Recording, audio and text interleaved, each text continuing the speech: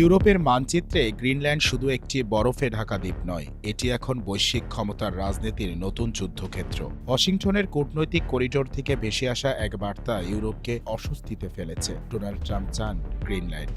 গল্পটা শুরু হয় ভেনেজুয়েলা দিয়ে। সেখানে সফল হস্তক্ষেপের পর ট্রাম্প প্রশাসনের আত্মবিশ্বাস আরও বেড়েছে। বিশ্লেষকদের মতে সেই আত্মবিশ্বাসের পরবর্তী লক্ষ্য গ্রিনল্যান্ড।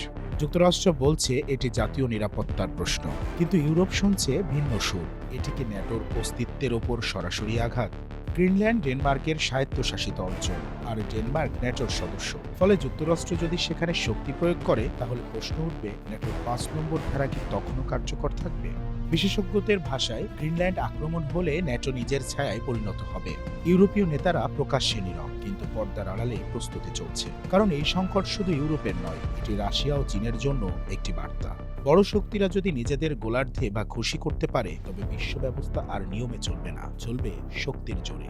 গ্রিনল্যান্ডের বরফ তাই শুধু বলছে না, বলছে দ্বিতীয় বিশ্বযুদ্ধ, পরবর্তী নিরাপত্তা কাঠামোর ভিত্তি।